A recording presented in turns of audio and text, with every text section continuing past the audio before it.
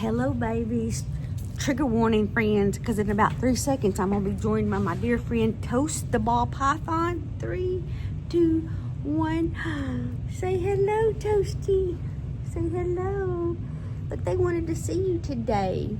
Well, some of them wanted to see you today. Toast heard I had a new book, the day Jimmy's BOA ate the wash, and he wanted to be part of that.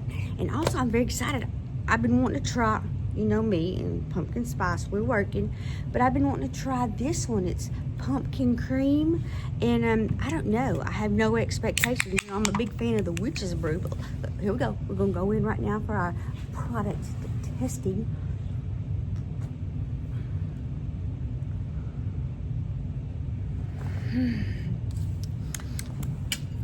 I'm gonna have a little sweet tea chaser,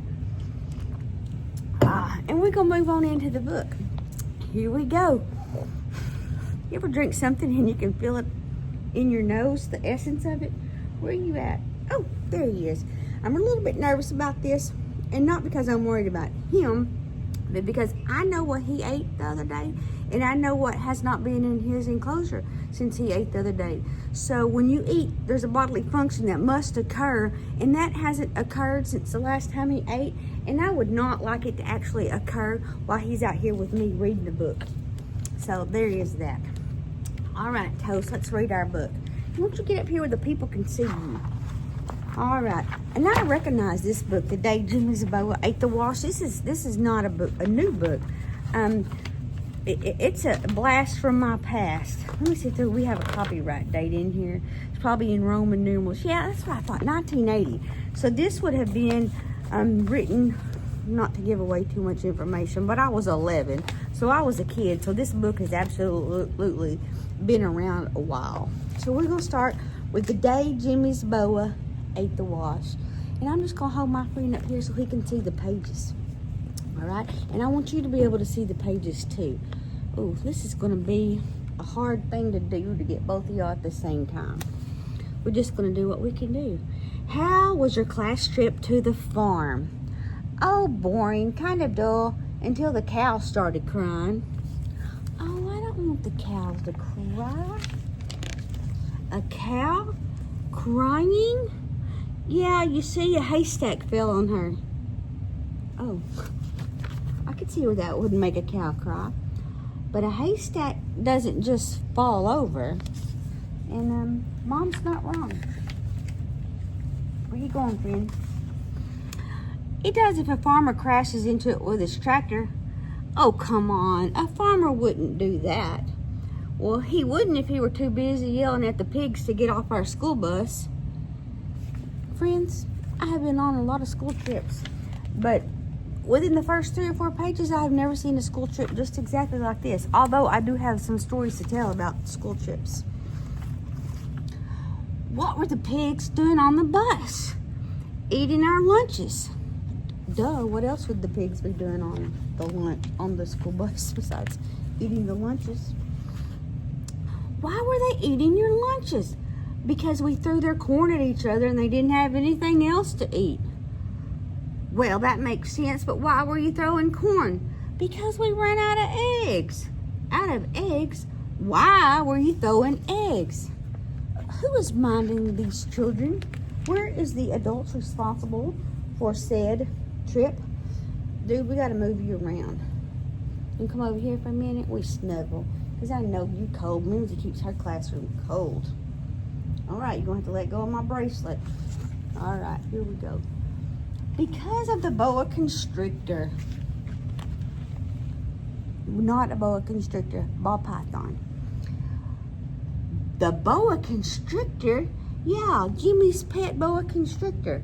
What was Jimmy's pet boa constrictor doing on the farm? Oh, he brought it to meet all the farm animals, but the chickens didn't like it. Well, I guess not, because chickens are snacky snacks, right? Snacky snacks. You mean he took it in the hen house? Yeah, and the chickens started squawking and flying around. Yeah, I guess they did, because either them or their offspring are great big snacks to the slithering varieties. Go on. What happened? Well, one hen got excited and laid an egg, and it landed on Jenny's head. Oh no. The hen? No, the egg. And it broke, yucky, all over her hair. I do not want a broken chicken egg in my hair. What did she do? She got mad because she thought Tommy threw it, so she threw one at him. Of course she did. What did Tommy do? Oh, he ducked and the egg hit Marianne in the face. Oh, this is not sounding good. As a public school educator, I don't think I want to take anybody to the farm. You want to go to the farm? He said he don't mind. So she threw one at Jenny, but she missed and hit Jimmy, who dropped his boa constrictor. Oh, I know. And the next thing you know, everyone was throwing eggs, right? Right. Makes perfectly good sense. Look at that hot mess of a craziness. That's a lot. He's getting heavy on my arm. Could you do a little coil up here for me to help me out? Because you're just kind of weighing me down. Let's rest over here a second. And when you ran out of eggs, you threw the pig's corn, right? Right again. Well, what finally stopped it? Well, we heard the farmer's wife screaming. Well, why was she screaming? I can tell you why she was screaming. There was something unexpected on her farm. We never found out because Mrs. Stanley made us get on the bus and we sort of left in a hurry without the boa constrictor.